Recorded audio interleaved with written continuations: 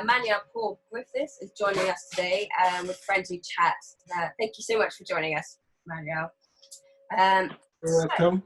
Thank you. It's been quite fun as well to have your friends kind of doing sets and spots there, which is great. Always a lot of fun. How long have you been doing comedy altogether for? This year will be 6 years. Wow, cool. And 6 years as well, to think 6th year kind of online a little bit as well. That's very cool. Well, we're working out. So, I mean, over the last few months, what have you as a performer found the most challenging, would you say? Just adjusting to doing Zoom gigs and just gigging any way you can, you know? Yeah. It's just like writing is second nature to me, so that's never a problem, but it's just, it's getting the platform to try and push it, you know? Yeah. And like so when you did an online gig, was that like the first online gig you ever did? Have you done any previously last years? Or that this was the first? No, I did, this is the first time I've ever done an online gig. Like since this whole COVID-19, it's the first time I ever did it. What did it feel strange? Was it fun or was it just a bit weird? No, I just felt it. Of course, it felt strange. It felt weird.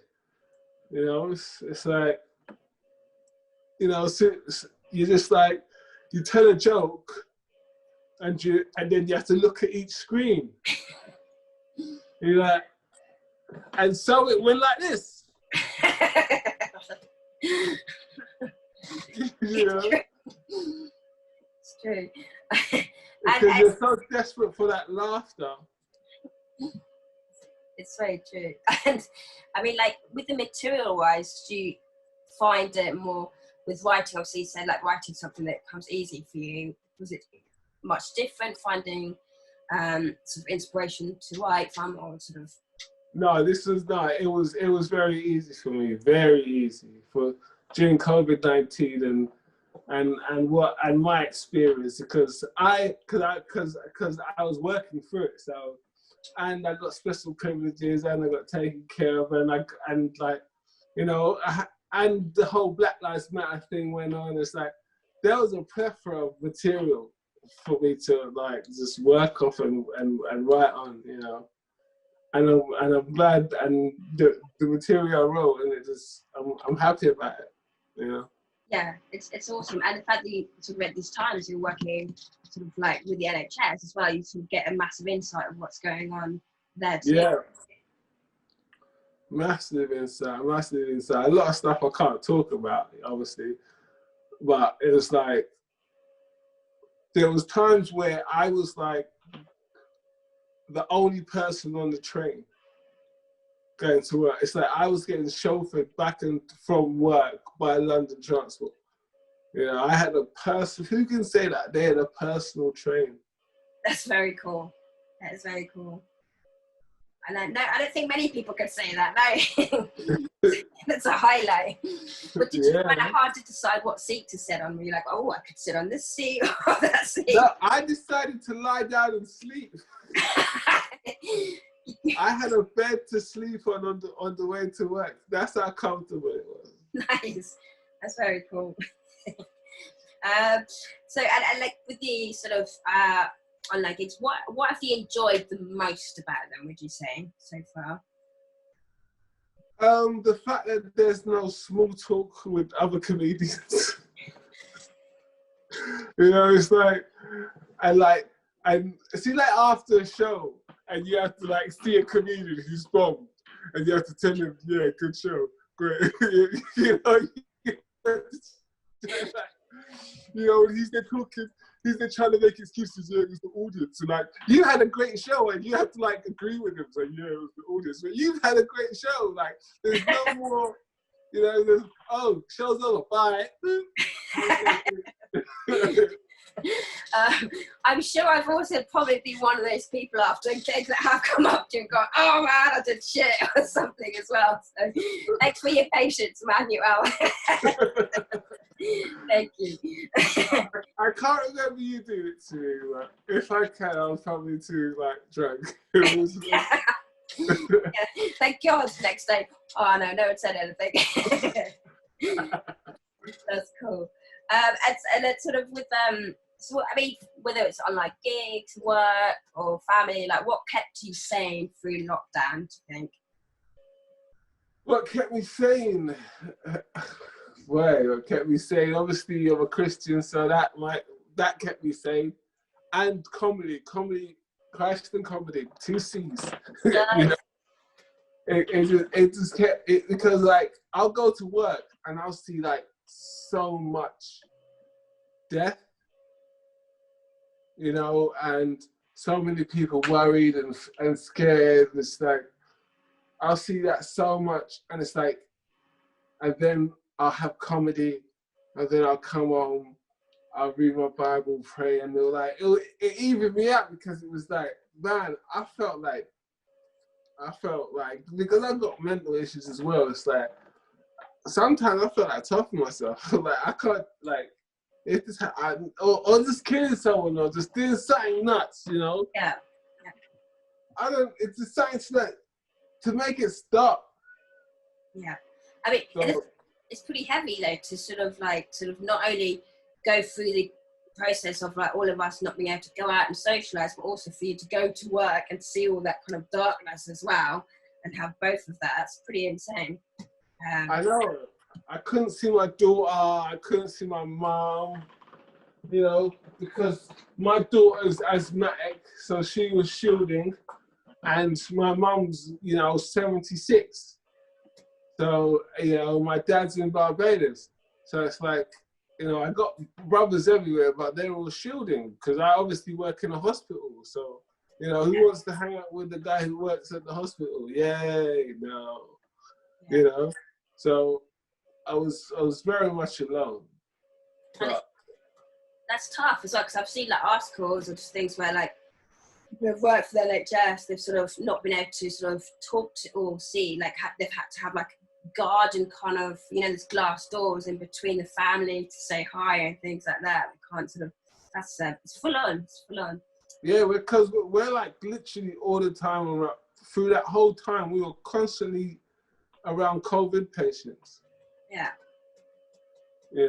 And it was like we heard a lot of. It's like people were like seriously looking up to us. We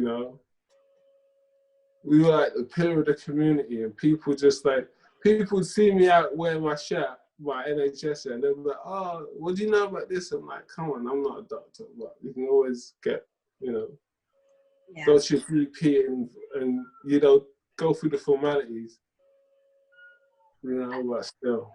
Yeah, and I mean, regardless, sort of with the whole NHS, like nurses as well, not being paid and things like that. What do you think about that? I think that's pretty shocking, really. It should be. That's been a problem for a long time, and because the Parliament ruled on not giving them the NHS a pay rise, and like seeing as this has happened. Hopefully now, when the NHS appeals for a pay rise, there's some sort of leverage. Yeah. Clapping for us every Thursdays. It's a kind gesture. Because that's all it is. Yeah. It's just a gesture. It doesn't amount to any money. It's just a gesture, and thank you for that. But we're still underpaid and understaffed, and so stop clapping and start talking. Go talk to your local MP and say, look, these guys need a pay rise because we worked all the way through it. Yeah. We did not stop. It's insane. Yeah. Yeah. On the front line for sure, and so I mean, like with the obviously the comedy like online, do you think the online gigs that everybody's doing is a way forward and they will stay sort of over the next few months, even when live gigs come back? Hopefully, if they do. I hope they die a horrible death. What, online gigs? Yeah. I hope they get run over by a bus, then trampled on by elephants, then stung by stingrays, you know, and electrocuted by thunder, pissed on by crackheads, and eaten alive by rodents. Because because the core for me is I do this for the people, for the interaction. You know, I do this because I like to see that I love the laughter, I adore the energy, and it's a wonderful feeling. If I could do this, if someone said, Manny, you can live for free, just do comedy, I would just do comedy. That's cool. You know? Yeah. Just because I have bills, I have to work. So at some point, you know, hopefully I'll get there in a point where I can stop working and start doing this as a full-time career. Cool, very cool. And before, like, I know we were chatting a little bit before this, but were you tech savvy before all this started? Were you like kind of... I was always tech savvy. I was tech savvy from young. So this is no problem for me to just switch to Zoom and do whatever. It was nothing. It wasn't a problem. But it was just it's the coldness of the just, you know, there's no energy give. There's no energy because like after every gig, I can't sleep at night. Yeah. You know, because I've gotten so much energy from the crowd. I feel it, and it may sound a bit hippie, but I feel their energy and their vibe, and I can take it, and I'll take it with me, and it's like, it's much better than cocaine, but not, you know, but not as good as acid, but still, you know, so I appreciate the audience more. That's cool. Yeah, and at least after the show, you can have that interaction with the audience. Yeah. You know, after the gig, and they can tell you what they liked or what they didn't like. You have that one-to-one on Zoom. You can't really have that one-to-one. It's like everyone else is listening, and It's true. I mean, since the easing lockdown, I know we did a live gig together, which was a lot of fun. How did you find that? Sort of the first kind of gig out live. Oh, it was. I don't know. It was a shock to the system, yet natural. Yeah. And it's like, and I felt bad because I didn't have another one within that week.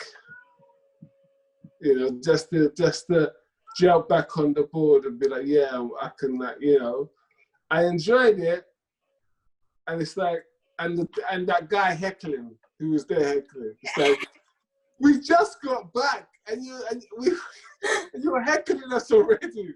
That's like, what? Hey, yeah. It's like, give us all a break. You know? He was like, yes. He was like, I can't wait. It's like, stop heckling. Yeah. He was a pretty good heckler, though, I have to say. He was impressive. Yeah, he was a pretty good heckler. So at some places, it was very good, but it was just no, not today. This is my first day. You know, it's like you've been on holiday for ages at your job that you just know, yeah, and say you go back to your job, your average job, and then the biggest problem hits you on the first day back. And you're like, no, why? What is going on? Did anyone not tell these people I just come back on holiday? Did my email not redirect you to somewhere else saying I'm on holiday and I'll be back on? Why? Give me an afternoon, give me a lunchtime. It's just so relentless.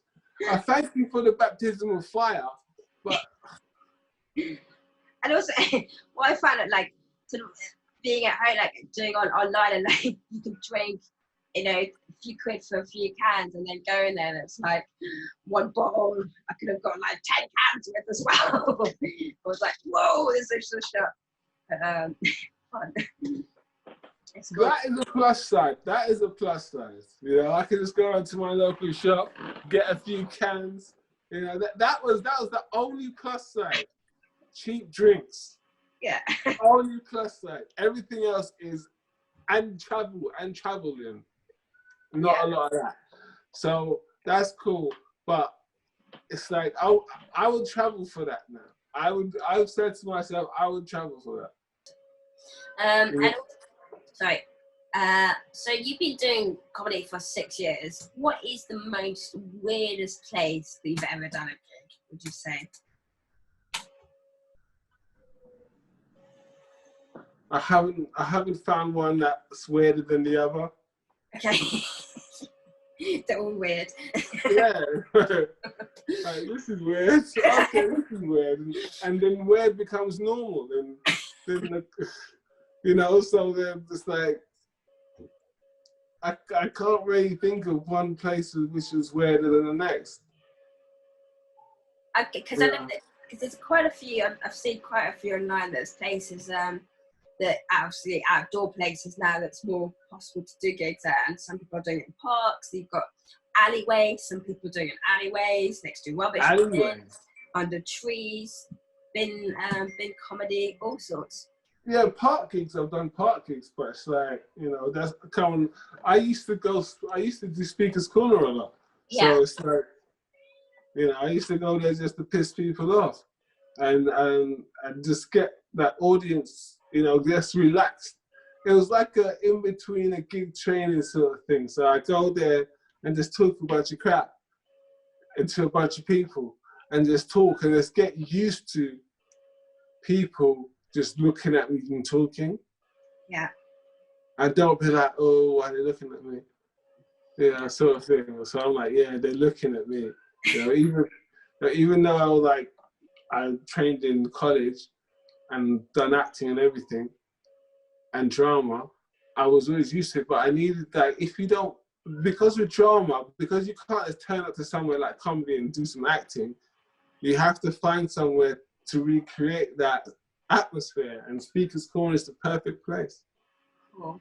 You know, some people do go down there to talk religious debates, but I tend to go down there when I talk crap. Yeah, because I've heard of it. I've never been there before, but I think I've heard that a lot of it is about kind of a bit of comedy, but kind of protesting a little bit sometimes. It's no comedy whatsoever. It's politics and religion. Yeah. That's it. Cool. Wow. If you don't, you either go there to listen or you go there to talk. And if you go there to talk, you better know what you're talking about, because people will question you. Yeah. Cool. That's good to know. I'll remember that. Do my research properly. So yeah, I don't really want to go into politics too much, but just out of curiosity, how many children, a bit random, how many children do you think Boris Johnson has? This is a question. 7. I think he has 7 or 6. Yeah, 7. I was thinking 7, but it's questionable as well. So we'll never know. Maybe, you know, a few months we'll find out he's got 10. When's your next gig? You got a gig coming up? Probably Monday with Michael. Nice. In the park. Cool. And then after that, Thursday and Friday. Brilliant. Cool. No, Friday and Saturday. Yeah. Cool. Fun times. And where can people find you on social media? What's the best? You can't find me on social media. I'm invisible. No, just like Emmanuel Paul Griffith, Facebook. You know, or YouTube, Emmanuel Paul Comedy. Cool. Or Instagram, Emmanuel Griffith, one word. There's no space in between, it's just one word. And it's all lowercase, Emmanuel Griffith. Yeah, no S, no S. No Griffith, okay, no S. Okay. Don't you dare put an S. Take them away. Cool. Emmanuel, it's been a pleasure talking to you, and really look forward to seeing you around on the circuit and hopefully seeing you soon. For those who have watched, thank you for watching Friendly Chats with Emmanuel.